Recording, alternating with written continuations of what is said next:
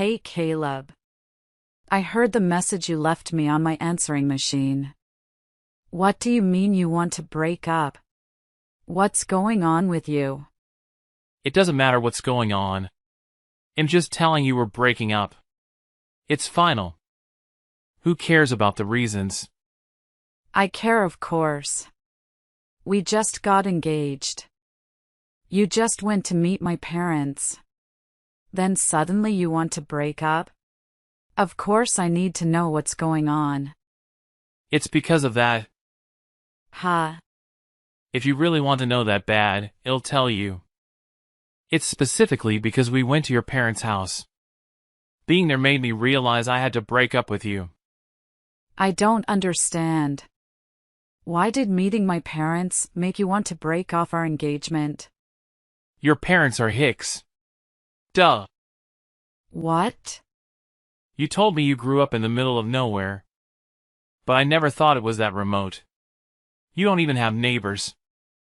Freaking 7 hours total just to get there. I don't want to drive 4 hours after a plane ride every time we visit. It's ridiculous. Wait, what? So this is about distance? It's not just that. The people there all speak with that Midwest accent. I can barely understand them. That's not English.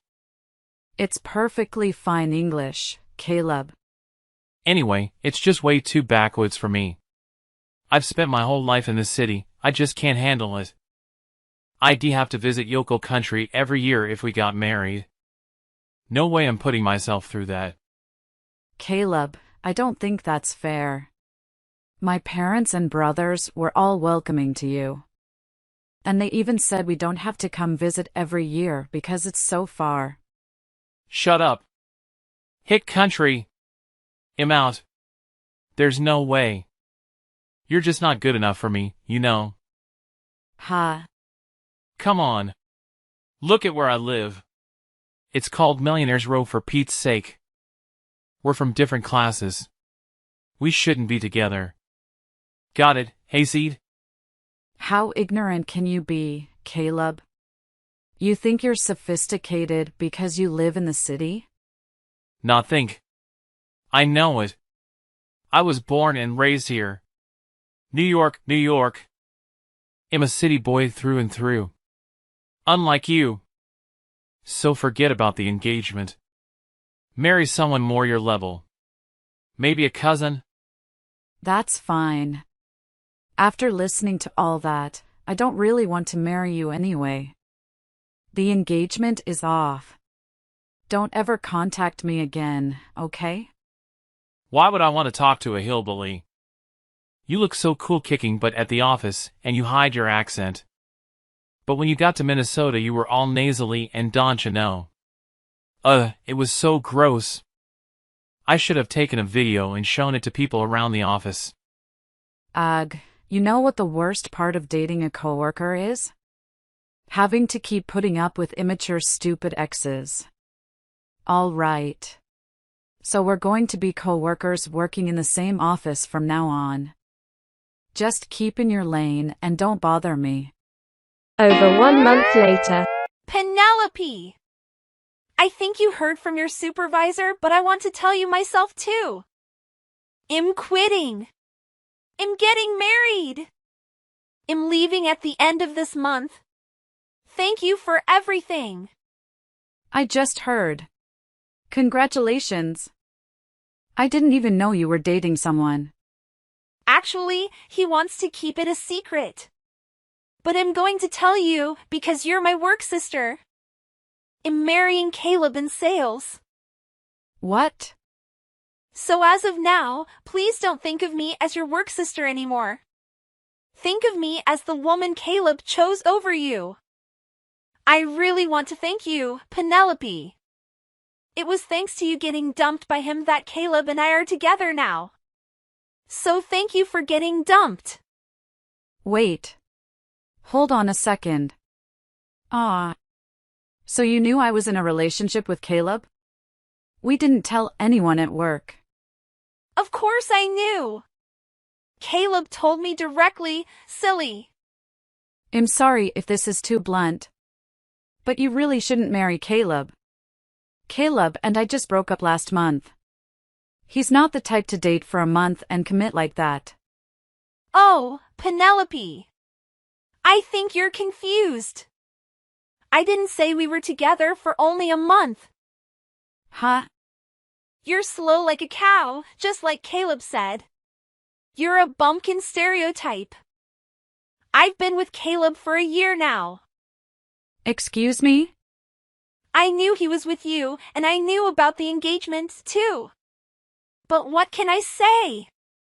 I fell in love with him.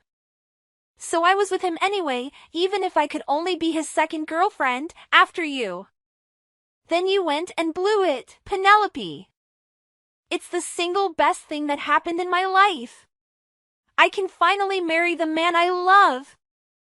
No. It can't be. So he had been cheating on me for a year? With a girl in the same office? Caleb's the one salesperson on the team. And you're known as the best worker in the office. It looked like a perfect match, so I thought I would never have a chance. But in the end, Caleb chose me. I guess. I never thought things would turn out like this. I heard from Caleb about you, Penelope. You're from nowhere, it stinks like cow dung, and you speak with a crazy redneck accent when you go back home. I can't believe I looked up to a redneck hick like you. I thought you were from the city, like me. How disappointing. Why does it matter where I'm from? Of course it's important where you're from. A country bumpkin is never going to be sophisticated. You know, you can't buy class or taste. Those are things that you're born with. So, you think it's classy, stealing a colleague's fiancé? You're a sophisticated city girl? Totally! Born in New York, raised in New York over here. I grew up in Tribeca. Do you even know what that means about my background? It's a rich neighborhood, right? Very rich. Everybody there is someone. Growing up in surroundings like that, of course I grew up with sophistication and class. Maybe you were born in a ditch in Tribeca. That would suit your personality. Huh? You're from a backwards hick town and you're going to make fun of me? You think someone from a farm can talk to me like that? I bet you rode a horse to school. You think being from the countryside is inferior? You're the backwards one. That's why you're not a good match for Caleb.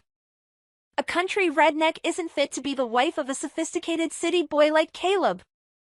So it would be great if you just get out of the city where you so clearly don't belong and leave us to our glamorous lives now, please. You're the one on your way out, you elitist snob. What? Oh, oops. Talking to a lowlife is affecting my language. I really shouldn't be talking to ditch babies too much. What? Well then, I'll have to let you go. Congratulations on lowlife marriage. I don't think either of you have much of a glamorous city future, but good luck with everything. Several days later. Penelope. Emergency. Help. Caleb is being relocated by the company to Minnesota. Oh. Congratulations. I guess you'll be going with him when you quit and get married. I hope you both enjoy Minnesota. There's no way I'm going to enjoy living in the boonies. That might be true. It's going to start snowing soon. The winters there are pretty tough. Take care of yourself, okay? No. You said something about me being on my way out yesterday. Did you know about this? I wouldn't say I knew. I had an inkling, I suppose. What do you mean an inkling? How did you know about the relocation? Why would they do this? Caleb has the best stats in the sales department. Why is he getting sent to the boonies? It doesn't make any sense. You two are the ones that don't make sense. Huh? Judging people and saying they're classy or inferior based on where they were born or grew up. I can't believe there are people that think like that. But it's true. We're from the city that never sleeps. It's the business center of the world. You know that a lot of people that live in New York come from outside of the city. More than half of the employees in our company are from out of state. So what? You can take the bumpkin out of the country, but you can't take the country out of the bumpkin. They're just low-class workers that had to come to the city to find work. Right. Can you say that to the company president's face? He's from Minnesota. What? Yup, he's from Minnesota. You didn't know that? The vice president is from Kansas. And I think the senior managing director is from Nebraska. Nobody's from New York? Not in upper management. So I want to ask you. What's a classy, sophisticated city girl doing working at such an inferior, backwards company? All the managers are country bumpkins that came to the city looking for work. Oh, and you might not know since you're from here, but our company has several groups that have get-togethers based on where they're from. Like the Minnesota Mixer and Kansas Club. What? I've never heard of that. We just had a Minnesota Mixer the other day, actually. The president himself dropped in. Did you tattle to the president on me? I didn't have to tell him. He already knew. What? News travels fast in the countryside, Sophia. Had heard I'd taken Caleb to meet my family through the grapevine. Apparently he has a friend that lives near my parents' house. What the hell? That's so random. Yeah, I know. That's the thing about country folk though, we're all randomly connected. The president was so happy for us he'd pay for everyone in celebration of the engagement. Then Caleb broke off the engagement like he did. I felt really bad about the whole thing, so I had to apologize to everyone and tell them the wedding's off. Everyone? Including the president? Of course. He's really proud of his humble country upbringing, so he was quite upset. So I had a feeling he might do something like this. Sending us to Minnesota just for that. Just suck it up for a while and you'll be able to come right back. Think of it as a personal growth trip. We can't come right back, that's the problem. It's the longest relocation ordered in the history of the company. 5 years. He told us not to come back for 5 years, Penelope. What? How will we survive? We're both born and raised in the city. We can't live in some illiterate backwoods hick town in Minnesota. You'll be fine, Sophia. Grab a Juicy Lucy and some cheese curds and the time will just fly by, don't you know? Good luck to both of you. No. What kind of wedding gift is this? My life is ruined. 2 weeks later. Please, Penelope. Come with me on my relocation. As my wife, of course. Ha? You're the only one for me. Marry me, Penelope. What's wrong with you? You have a sophisticated, classy, lovely city girl from Tribeca, don't you? Sophia left me. She said she doesn't want to move to the middle of nowhere, so she abandoned me. Oh. You don't say. I'm going to have to go all by myself. I've never shoveled snow, and I don't understand their accents. You're the only one that can save me, Penelope. You're the only one that can get me through this. That's not my problem. You're the one that got ordered to relocate by the president, not me. But Penelope, I just had my first Zoom meeting with the Minnesota office. And they know all about what happened between us. If I show up there without you, I'm screwed. LOL, you're kidding. I was talking to one of the guys at the Minnesota office. Apparently your grandpa's a huge landowner there. They know I went there to meet your parents after the engagement.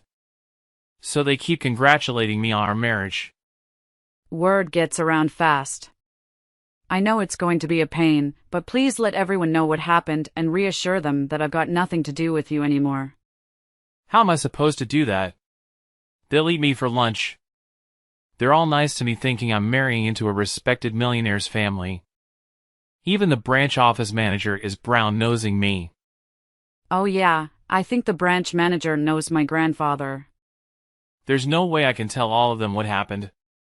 So please, marry me.